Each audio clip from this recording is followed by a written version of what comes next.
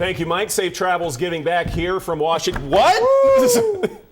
Well, that humidity's bad on the hair. He took Jerry's jet from DFW. Oh, okay. Yeah. Not the helicopter, the brand new. Oh, no, the helicopter, Delio? yeah. Cowboys charter landed about 9:30, and thank you for there not being any police officers. Jerry Jones's teleportation device working just fine. Hey, Tony Casillas is here as well. Much easier trip for you. Yeah, I didn't take the helicopter. Fox Sports Studios. The conventional way. Well, let's talk a little Cowboys. Yeah. Dak Prescott leads a fourth quarter game-winning drive. What kind of strides did he make from game one to game two? Well, it's amazing because we talk about what this guy did in the preseason, and now after 2 games, I'm a believer. I mean, you look at his poise, you look at how cool he is, and he can spin the football.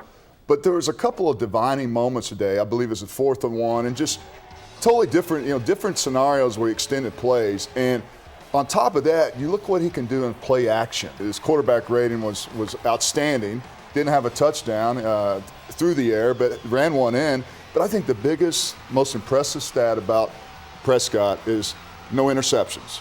And to think that where he is right now as a rookie, I don't think anybody anticipated how good and how he started. And I think it's made a lot of people happy and a little bit at ease knowing that this kid, every week it seems that he's getting more confidence.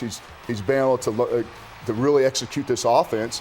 And I think the most important thing, guys believe in what he's doing for a young guy. I mean, that's a leadership qualities a lot of guys don't have. And you see that during the game. You see that in the locker room as well, that kind of leadership growing. He just seems to see the field so well, Mm-hmm. and I'm with you. The fact that he hadn't turned the ball over through 2 games as a rookie is pretty amazing. And they got the ball down the field a little more today. They got Dez involved. That was a point of emphasis, clearly. He was over 100 yards. But I think last week, Ed, and you remember these numbers better than I do, I think Prescott attempted 45 passes maybe for 227 yards. Today he attempts 30 for 292. So clearly they got it down, they stretched a little more, made a few more big plays, and added a few more things to the arsenal for Dak. The intermediate throws were much, much better for Dak, and to piggyback off of that interception idea, Dak Prescott thrown more passes in his first 2 games without an interception in NFL history. So what he's doing is unprecedented. Yeah, I think it is, because when you think about it, everybody wants the learning curve of being an NFL quarterback and a rookie. And people just don't really understand how hard that is. But the way the game is slowed down for him, I think you hear a lot of people, guys and pundits and the coaches, is like the game slows down for him. And I thought the preseason was an anomaly, but watching what he's done week in, or it's 2 games, I think you got to really trust that he grasps it, and he's mature for a guy that's so young. And he has gotten help from this offensive line. I know this offensive line has gotten criticized a little bit here early in the season for its run blocking, and maybe there's some accuracy to that.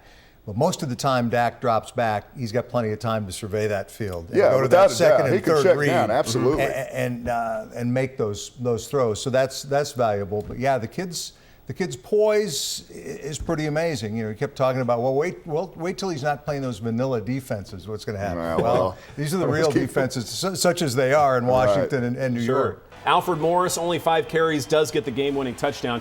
You guys think the Cowboys are responsibly utilizing those players? It took 2 fumbles for Zeke to be pulled from the game in favor of Alfred Morris. And I thought on a hot day today, I mean, the heat index was in the mid-90s there. They might balance the carries a little more, especially given the emotion that Morris had to be feeling coming back to Washington today. And here's what I saw. And Tony, when you sit in the press box at FedEx Field, Dan Snyder has us in the end zone. Okay, but in terms of watching offensive line play, especially if they're down in your end and the way holes open, it's a pretty good vantage point. I think Zeke just isn't patient enough yet in some ways, and in other ways a little bit too tentative. He's still trying to find his way, literally in some cases, but I think the holes are there a lot from this great offensive line. He's not always taking advantage of that, but he will. I mean, he's 2 games into his career. And in college football, I mean, the window, it's like throwing the football in the NFL. The window is a lot smaller for running into holes, and so I think he'll learn that. But I think there's a lot of pressure that goes along with being that pick and that guy. And he's just going to learn. But I think Zeke will be fine. I just can't say enough about Alfred Morris. I mean, you got to have a lot of confidence in that guy. Such a classy guy. One of the video on Twitter today showed him praying with some of the stadium workers there at FedEx. I mean, he looked forward to getting back together with his FedEx family, as he called it, as much as anything when he went back to Washington. Really popular player. Washington Post had a story this morning about how, Redskins fans, boo all the Cowboys you want, but make sure you don't boo this guy because of what he meant to that franchise. So it was a cool moment to see him get into the end zone in that stadium. They were playing great under the circumstances and all the expectations they had.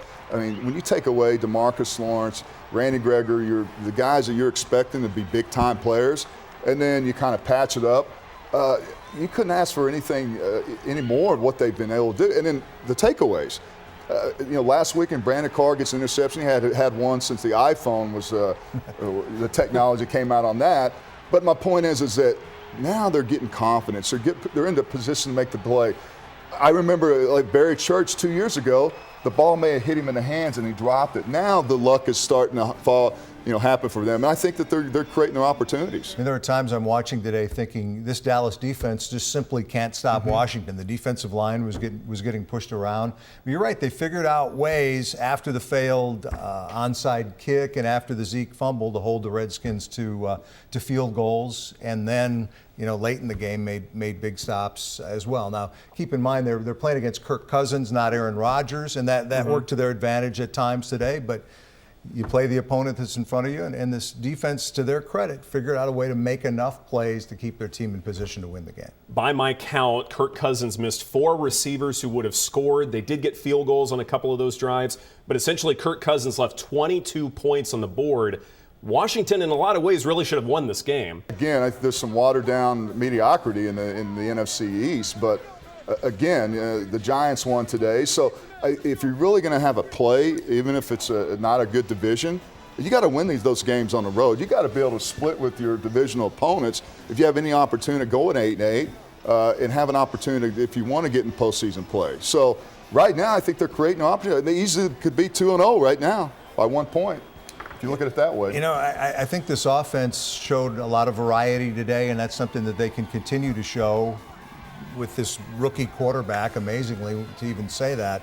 And they play Chicago next week, and they play San Francisco the week after Both that. winnable games. Yeah, exactly. So, and you look at this schedule, and it's hard to project a schedule even early in an NFL season. You don't know who's really going to be good as it goes on. But the next 2, anyway, as you say, look pretty winnable. And I don't think the offensive performance was a fluke.